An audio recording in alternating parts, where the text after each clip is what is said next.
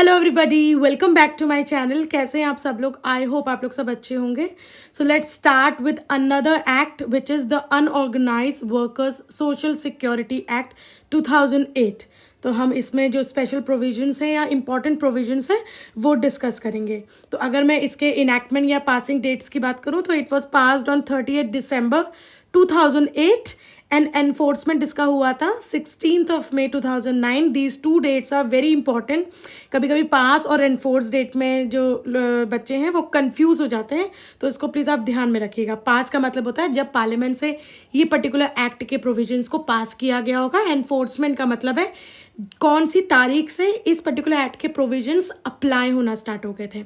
Now coming to the objective of this act. तो objective की अगर बात करें तो ये एक्ट क्या है? This act was made to provide for social security and welfare provide करने के लिए। किसको? अनऑर्गेनाइज वर्कर्स को प्रोवाइड करने के लिए ये एक्ट बना था। तो basically this act is targeting unorganised sector of the workers. I hope आपको ये चीज़ समझ में आ गई होगी। So let's proceed with the rest of the provisions and the sections of this act.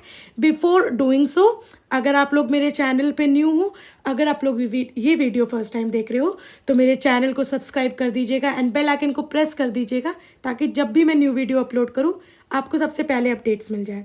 So let's start with this particular act. So section 2 में हम इम्पॉर्टेंट डेफिनेशंस डिस्कस करेंगे एंड इसमें मैंने केवल इम्पॉर्टेंट जो सब क्लॉजेज हैं और रिलेटेड डेफिनेशंस हैं वो ही इंक्लूड करी हैं। एम्प्लॉयर की अगर बात करें तो इसका मतलब है मीन्स अ पर्सन और association of person who has engaged और एम्प्लॉयड एन अनऑर्गेनाइज वर्कर। तो अगर कोई पर्सन या association of person, group of person ने किसी अनऑर्गेनाइज वर्कर को इंगेज करा है, एम्प्लॉय करा है, चाहे डायरेक्टली करा है या थ्रू एनीवन एल्स करा है फॉर रेम्यूनरेशन, कि वो उनका काम करेगा और उस बदले में एम्प्लॉयर या वो पर्सन उसको पैसे दे रहा है। तो ऐसे सिनेरियो में जो पर्सन ने हायर करा है या इंगेज करा है वो पर्सन को हम एम्प्लॉयर बोलेंगे। Now, clause B talks about, this is section 2 clause A. Now section 2 clause B, home based worker. Home based worker कौन है? Means a person engaged in the production of goods and services for an employer in his or her home or other premises of his or her choice other than the workplace. तो अगर कोई person, किसी employer ने एक person को higher करा है काम के लिए, ठीक है, लेकिन वो काम करने के लिए एम्प्लॉयर की फैक्ट्री में नहीं आ रहा है जहाँ पर एक्चुअली मैन्युफैक्चरिंग या कुछ भी प्रोसेस चल रहा है, जब बल्कि वो या तो अपने घर से काम कर रहा है या किसी और जगह से काम कर रहा है, but not the actual factory और प्रीमाइसेस। एंड ये जो इंगेजमेंट है वर्कर का वो फॉर रेम्यूनरेशन हुआ है। तो ऐसे केस में उस वर्कर को हम क्या बोलेंगे? होम बेस्ड वर्कर, क्योंकि वो फैक्ट्री से काम नहीं कर रहा। ऑल्दो एम्प्लॉयर ने उसको रेम्यूनरेशन के अगेंस्ट में इंगेज करा है, हायर करा है, एम्प्लॉय करा है, लेकिन वो फैक्ट्री में आके काम नहीं कर रहा है, वो या तो अपने घर से वर्क प्रोसीड कर रहा है या any other place but not the factory. तो ऐसे केस में उसको क्या बोला जाएगा? Home based worker, irrespective of whether और not the employer provides equipment. तो यहाँ पर ये चीज़ मायने नहीं रखती कि एम्प्लॉयर ने उस काम को करने के लिए वर्कर को कोई इक्विपमेंट, कोई मटेरियल, कोई हेल्प या इनपुट्स कोई प्रोवाइड करे हैं या नहीं करे हैं। अगर वो नहीं भी करे हैं, सपोज ये तीनों चीज़ें, तब भी अगर वो अपने घर से या किसी और जगह से काम कर रहा है, नॉट द फैक्ट्री, तब भी उसको हम होम बेस्ड वर्कर ही बोलेंगे। Now, who is self-employed worker? Section 2 clause K. It means any person who is not employed by an employer but engages himself or herself in any occupation in an unorganized sector subject to monthly earning of an amount as specified by the central government or state government from time to time, or holds cultivable land subject to such ceiling as may be notified by the state. तो यहाँ पर important चीज़ ये है, अगर हम बात करें कि सेल्फ एम्प्लॉयड वर्कर कौन होता है। सेल्फ एम्प्लॉयड का मतलब होता है जो खुद से काम कर रहा है, राइट, उसको किसी ने हायर नहीं करा है। तो सिमिलरली यहाँ पर भी वही चीज़ है, ऐसा पर्सन जिसको किसी एम्प्लॉयर ने एम्प्लॉय नहीं करा है, उसने खुद को, ही और शी हैज़ एंगेज्ड हिमसेल्फ और herself in any sort of occupation, और जिस भी ऑक्यूपेशन में वो खुद से काम कर रहा है उस ऑक्यूपेशन को अनऑर्गेनाइज सेक्टर के तहत माना गया, यानी ये वो ऑक्यूपेशन, वो काम अनऑर्गेनाइज सेक्टर के अंदर आता है, ठीक है। Subject to monthly earning of an amount, और इस काम के सिलसिले में उसको मंथली अर्निंग भी हो रही है, वो अर्निंग जो कि सेंट्रल गवर्नमेंट या स्टेट गवर्नमेंट ने नोटिफाई करी है। या ऐसे पर्सन को भी हम सेल्फ एम्प्लॉयड पर्सन कह सकते हैं या वर्कर कह सकते हैं जिसके पास खुद की कल्टिवेबल लैंड भी है, और subject to such ceiling as may be notified by the state government. I hope आपको ये समझ में आ गया होगा।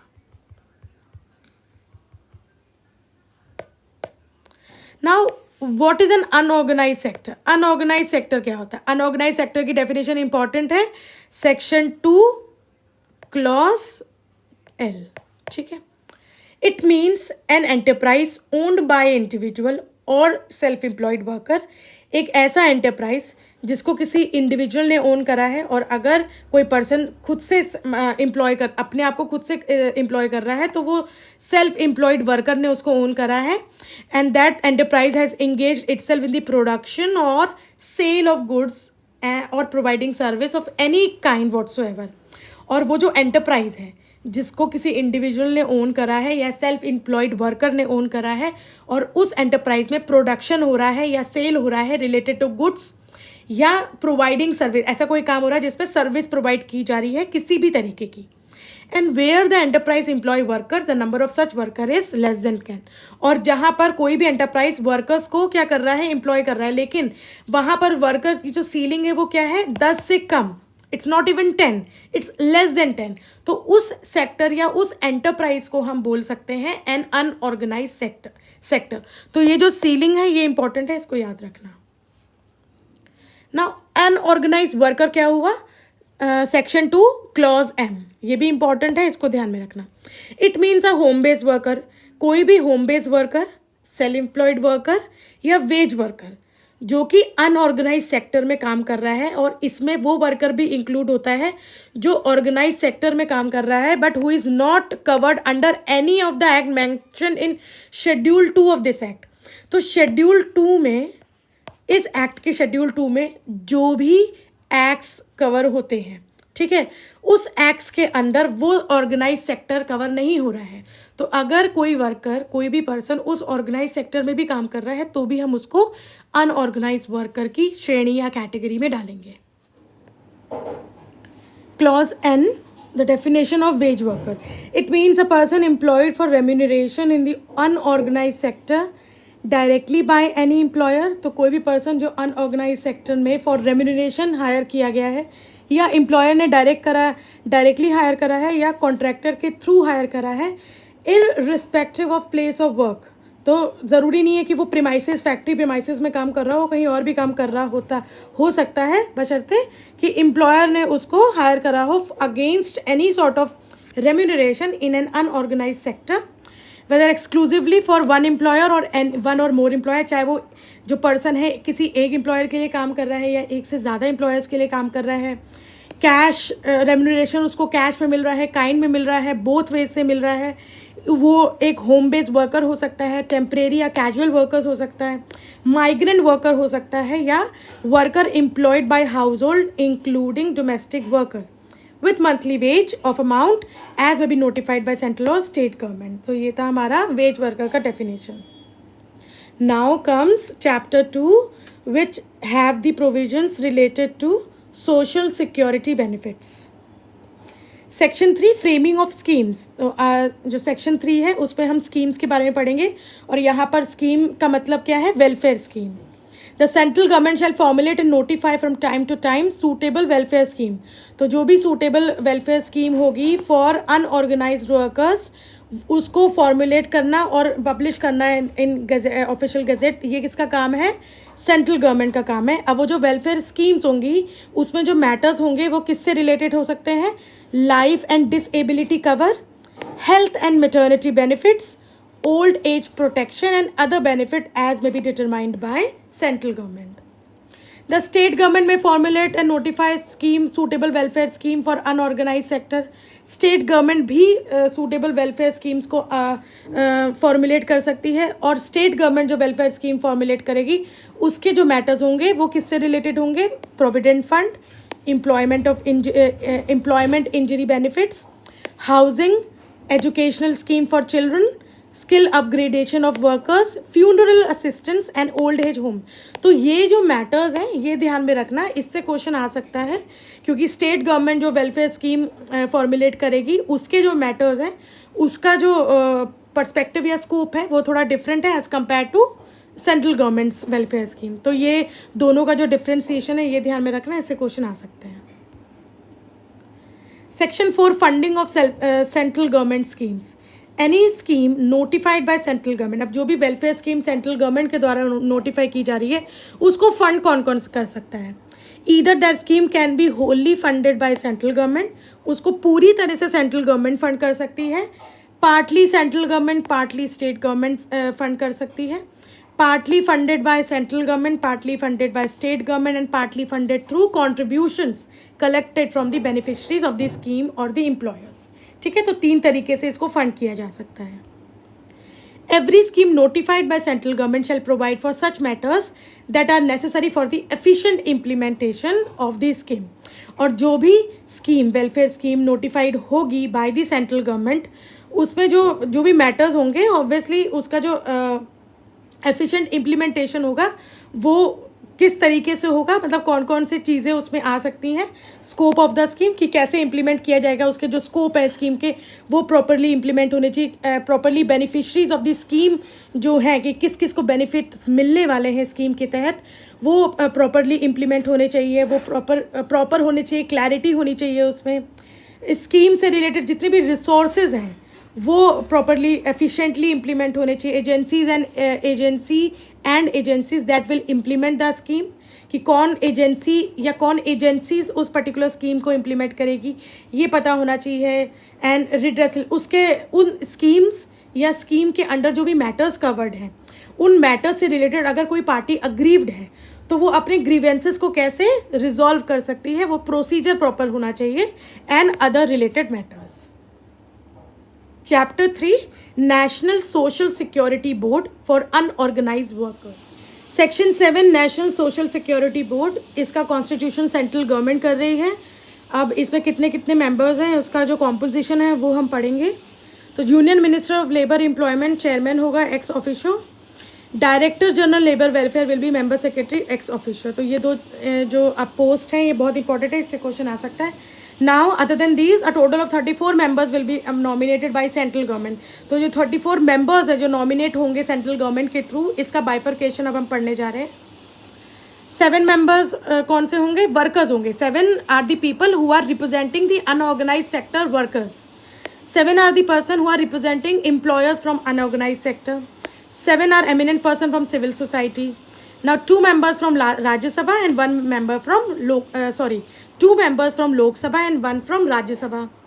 Now 5 members representing central government ministries and departments and 5 from state government. ठीक है, तो इसको ध्यान में रखना। आई होप आपको ये समझ में आया होगा। 7 unorganized workers, unorganized employers 7, then 7 from eminent person civil society, 2 members Lok Sabha, 2 members Lok Sabha and 1 member Rajya Sabha. 5 are from central government ministries and 5 from state government. So subsection 3, the chairman and other members of the board shall be among the person of eminence in the field of labor welfare management, finance, law and administration. अब इसमें important चीज़ ये है जो भी हमने अभी members पढ़े हैं तो the provided an adequate representation shall be given person belonging to schedule caste, schedule tribes, minorities and women. तो इसका जो नंबर है वो क्या होना चाहिए, जो भी हमने अभी क्लॉज 1 में पढ़ा सबसेक्शन 1 में उसमें एक member will be from each of this category, like 1 from schedule caste, 1 from schedule tribe, 1 from minority and 1 from women. इसका जो टर्म होगा, टर्म मतलब नेशनल बोर्ड जो कॉन्स्टिट्यूट हुआ है वो एक बार में अगर जो बनेगा वो 3 साल तक उसका जो टर्म पीरियड है वो रहेगा, एंड आफ्टर देन उसका फिर से आप चाहो तो रीअपॉइंट कर सकते हो। तो जो मेंबर्स अपॉइंट हुए हैं that are open for renomination, मतलब उनको आप दोबारा भी कंटिन्यू कर सकते हो। ऐसा नहीं है कि एक 3 साल में जो भी मेंबर्स अभी इस पर्टिकुलर बोर्ड में नॉमिनेट हुए हैं वो दोबारा से नहीं कंटिन्यू कर सकते, नहीं वो दोबारा से कंटिन्यू कर सकते हैं। बस ये है कि जो टर्म पीरियड है इस पर्टिकुलर बोर्ड का वो 3 इयर्स है, और जो मेंबर्स हैं they shall be eligible for renomination as well. उनकी जो मीटिंग होगी नेशनल बोर्ड की थ्राइज अ ईयर होगी, और उसका जो मीटिंग का जितना भी डिटेल्स है like when that meeting will be held and कैसे कॉल अपॉन नोटिस दिया जाएगा, एवरीथिंग इज प्रिस्क्राइब्ड। जो नेशनल बोर्ड बना है, कॉन्स्टिट्यूट हुआ है, उसके फंक्शंस क्या क्या हैं? That board will recommend the central government suitable scheme for different sections. तो जो भी अनऑर्गेनाइज वर्कर्स हैं उनके लिए स्पेशल जो स्कीम्स हैं वो कौन सी होनी चाहिए, क्या होनी चाहिए, उसके लिए रिकमेंडेशन देगा नया सेंट्रल गवर्नमेंट को। एडवाइस करेगा सेंट्रल गवर्नमेंट को on the matters arising out of the administration of the act. Social welfare schemes, जो भी अनऑर्गेनाइज सेक्टर्स वर्कर्स की सोशल वेलफेयर स्कीम्स हैं जो कि सेंट्रल गवर्नमेंट के द्वारा एडमिनिस्ट्रेट होती हैं, उनको मॉनिटरिंग का भी काम नेशनल बोर्ड करेगा। रिव्यू करेगा, review the progress of registration and issue of identity cards. जो भी अनऑर्गेनाइज सेक्टर्स वर्कर से रिलेटेड रजिस्ट्रेशन होते हैं, आइडेंटिटी कार्ड्स जो इशू होते हैं उनका रिव्यू करना वो भी काम है नेशनल बोर्ड का। रिकॉर्ड कीपिंग फंक्शन का रिव्यू करना भी काम है नेशनल बोर्ड का। एक्सपेंडिचर जो भी फंड्स वगैरह में हुए हैं फॉर वेरियस स्कीम्स, उससे रिलेटेड रिव्यू का जितना भी काम है वो सेंट्रल जो नेशनल बोर्ड है वो देखती है। और उसके अलावा इन सारे पॉइंट्स के अलावा सेंट्रल गवर्नमेंट जो जो ड्यूटी देगी, जो भी फंक्शंस होंगे वो सेंट्रल गवर्नमेंट जो भी देगी वो उस पर्टिकुलर नेशनल बोर्ड को एक्सरसाइज करने पड़ेंगे।